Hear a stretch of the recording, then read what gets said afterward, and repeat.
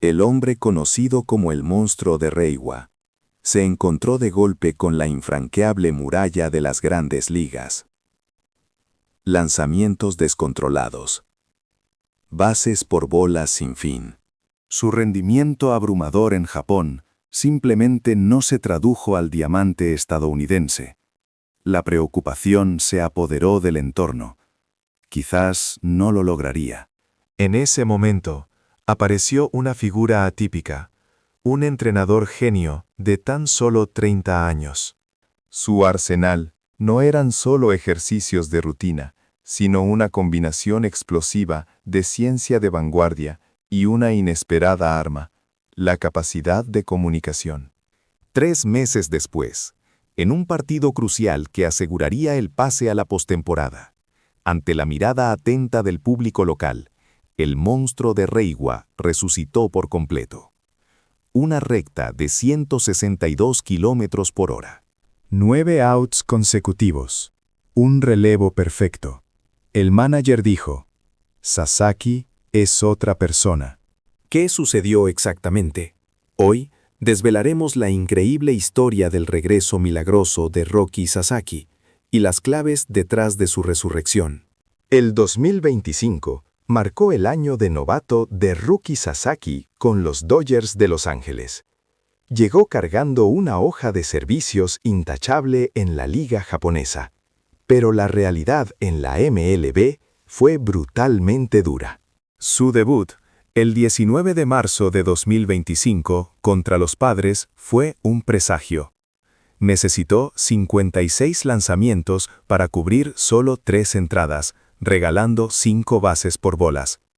La mala racha continuó. El 29 de marzo, contra los Tigres, dio 4 bases por bolas en apenas 2 entradas. Para el 9 de mayo, contra los Diamondbacks, permitió 5 carreras en 4 entradas. Finalmente, una lesión, el síndrome de pinzamiento, lo envió a la lista de lesionados. Su promedio de carreras limpias superaba el 4.70.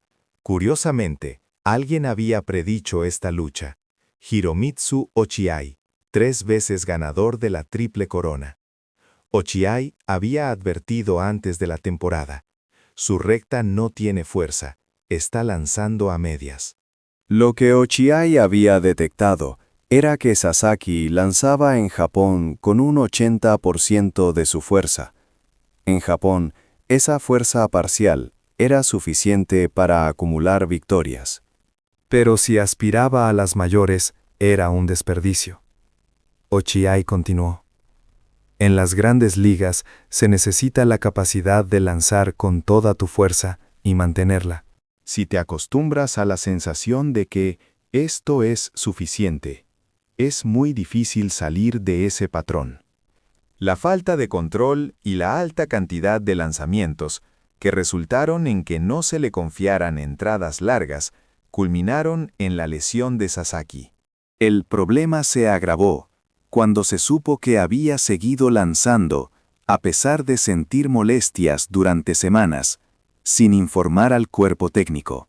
El manager Dave Roberts fue claro.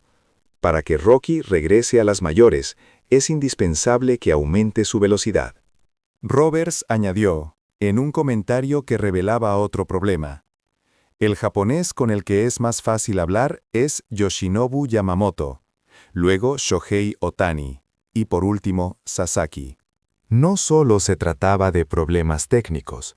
La falta de comunicación era un obstáculo tan grande como la barrera cultural. Al borde del precipicio, los Dodgers recurrieron a su arma secreta, Rob Hill, el genio entrenador de 30 años. ¿Quién era Rob Hill? Hill era el director de picheo de los Dodgers, con una trayectoria singular. Inicialmente, fue un lanzador universitario, pero una lesión frustró su carrera. Esto lo llevó a sumergirse en la ciencia del análisis de picheo en Driveline Baseball. Driveline Baseball, con sede en las afueras de Seattle, es el centro de entrenamiento más avanzado del mundo, dedicado a mejorar el rendimiento de los jugadores mediante el análisis científico. Utilizan cámaras de alta velocidad, captura de movimiento, TrackMan y Rapsodo para analizar exhaustivamente cada movimiento de picheo y bateo. Fue aquí donde Hill se especializó en el diseño de lanzamientos. Sus habilidades como élite de la enseñanza, capaz de hacer evolucionar a los lanzadores con datos y ciencia, se hicieron famosas en todo Estados Unidos. Incluso una leyenda como Clayton Kershaw depositó su total confianza en él. Pero, sorprendentemente, la fortaleza de Hill no residía únicamente en su conocimiento científico. Poseía una segunda arma, la capacidad de comunicación. Durante sus estudios en Westmont College, Hill se especializó en comunicación. Él mismo lo explicó. Me di cuenta de que lo más importante es saber cómo desglosar y transmitir información compleja de manera fácil de entender. Asegura que lo aprendido en la universidad, especialmente en sus clases de retórica, le ha sido inmensamente útil en el coaching. Hasta hoy, relee aquellos textos que le enseñaron la efectividad de profundizar en los detalles y el esfuerzo continuo. El estilo de entrenamiento de Hill es notablemente único. Al guiar a un jugador, siempre pregunta, ¿de qué manera quieres que te hable? ¿Cómo quieres que te entrene? Es específico. ¿Prefieres que te regañe estrictamente o que te trate con suavidad? ¿Debo presentarte toda la información compleja o simplemente explicártela de forma sencilla? Confirma esto y adapta su método individualmente a cada jugador, hasta un grado extremo. Considera que esto es esencial para impartir instrucción basada en datos complejos y detallados. Esta destreza comunicativa fue la clave para construir una relación de confianza con un jugador tan reservado y con dificultades para comunicarse como Sasaki. Ciencia y comunicación. ¿Qué sucedió cuando Hill, armado con estos dos pilares, se encontró con Sasaki, que estaba tocando fondo? Tras su baja a mediados de mayo, Sasaki regresó a los partidos de ligas menores en agosto. Su velocidad había caído a los 150 kilómetros por hora. La pelota carecía de su ímpetu habitual y no conseguía hacer abanicar a los bateadores.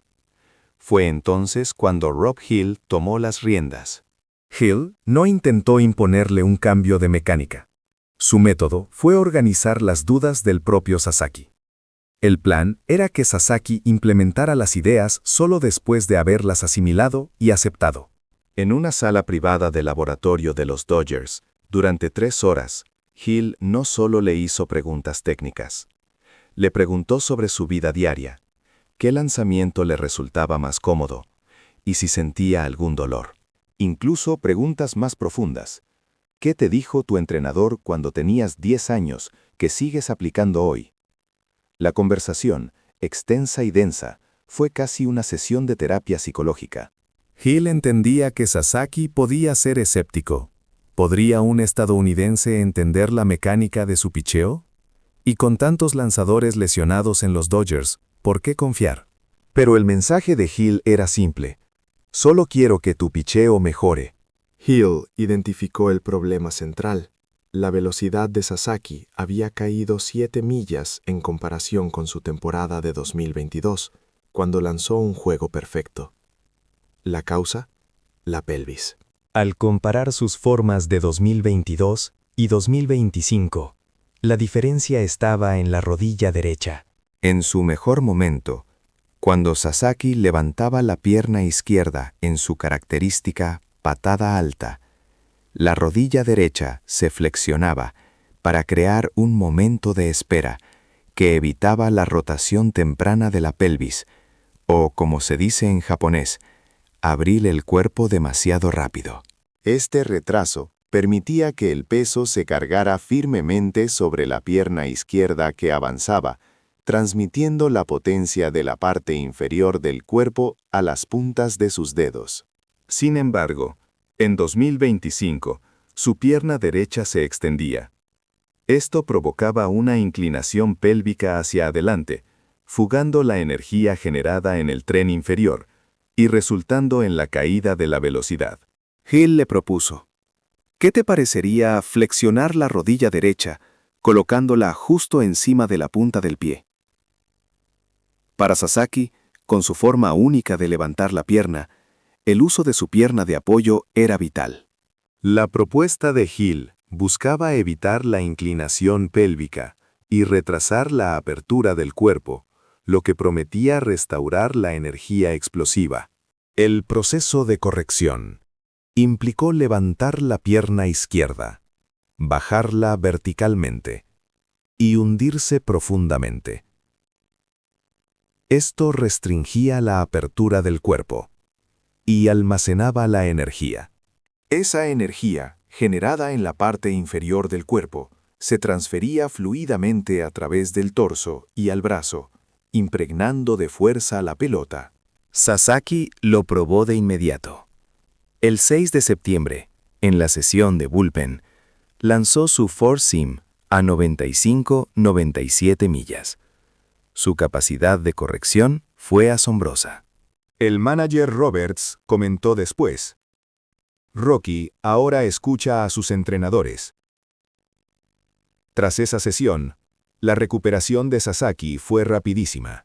Travis Smith, el encargado de fuerza y acondicionamiento, reflexionó: claro que ganó fuerza, pero el factor más importante fue que estableció una rutina sólida, lo que le permitió recuperar su forma original.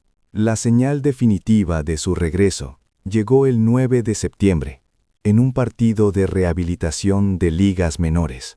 Sasaki disparó rectas que superaron las 100 millas desde la primera entrada, disipando por completo las preocupaciones sobre la pérdida de velocidad.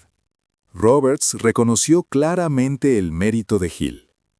Rocky parece haber recuperado la sensación por sí mismo, pero tuvo una sesión excelente con Rob Hill en Arizona. Eso fue lo que le permitió aumentar su velocidad. Sasaki había recuperado la explosividad que alcanzó su pico en el Juego Perfecto de 2022, llegando a 163 kilómetros por hora. La técnica, la forma física y, crucialmente, el aspecto mental habían vuelto a su cauce. Sin embargo, había un problema. La rotación de los Dodgers estaba saturada.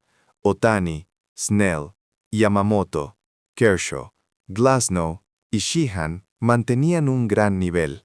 No había espacio. Sasaki aceptó la propuesta de Roberts. Se convertiría en relevista por el resto de la temporada. El 24 de septiembre, Sasaki regresó a las Grandes Ligas en las etapas finales de la temporada regular. En su primera aparición, contra los Diamondbacks, subió al montículo en la séptima entrada como segundo lanzador. Retiró a McCann con un rodado, ponchó a Thomas y luego a Vargas con un swing fallido, marcando 99.5 millas. Completó 3 outs intachables con solo 13 lanzamientos. 2 días después, contra los Mariners, volvió a brillar en la séptima, ponchando a Young con una recta de 99 millas. Aunque permitió un doble, dominó por completo al siguiente bateador, Lee, con 3 splits consecutivos para un ponche. La multitud quedó en silencio ante su dominio. Salió del apuro con una firmeza impecable. Roberts exclamó: «Parece una persona completamente diferente. Tiene confianza y convicción». El propio Sasaki sentía la mejora. «Puedo lanzar a 100 millas y ofrecer el rendimiento que se espera de mí». No solo la velocidad, sino el control de los lanzamientos de cambio. Eso me permite afrontar los partidos con confianza. La víspera de la postemporada, Sasaki declaró: «Tomó tiempo, pero le debo mucho a mis preparadores, y especialmente a Rob Hill. Le estoy muy agradecido por haberme ayudado a mejorar mi condición hasta este punto». Llegó el escenario para poner a prueba la evolución del resucitado monstruo de Reiwa, el camino a la Serie Mundial. El cuerpo de relevistas de los Dodgers había estado plagado de dudas hacia el final de la temporada regular, y Sasaki se convirtió en su salvación. En los Juegos 1 y 2 de la serie divisional contra los Phillies, lanzó en la novena y registró salvamentos con una compostura imperturbable. Y llegó el fatídico Juego 4. Con 3 victorias a 1, los Dodgers estaban a un paso de avanzar. Con el marcador empatado 1-1, Roberts envió a Sasaki al montículo en la octava entrada. Sasaki dominó a los pesos pesados de los Phillies, Schwarber, Harper y Bohm, en 3 turnos perfectos. Logró dominar a Schwarber, el campeón de jonrones que disputó el título con Ohtani, con una recta, a pesar de que la ubicación fue algo dulce. Sasaki continuó lanzando, cubriendo 3 entradas y retirando a 9 bateadores sin hit ni carrera. Con 36 lanzamientos llenos de alma, preparó el terreno para la victoria de walk-off. La velocidad máxima de Sasaki en ese partido, alcanzada al lanzar a Bohm en la octava, fue de 100.7 millas, es decir, 162 kilómetros por hora. El manager de los Phillies, Rob Thomson, lo elogió. Fue realmente espectacular. El medio especializado Dodgers Nation clamó: "Este novato es increíble". USA Today publicó: "Los Dodgers tienen al mejor cerrador". El factor principal detrás del regreso de Sasaki fue la dramática mejora en el control.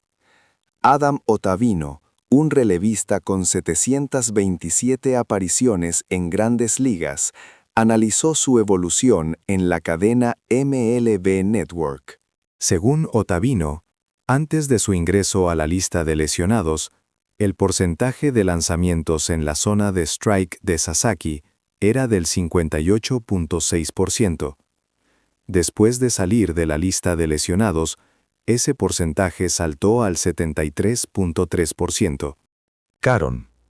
Los Dodgers lo recuperaron físicamente, mejoraron su mecánica y restauraron una milla de velocidad, y ahora está lanzando strikes.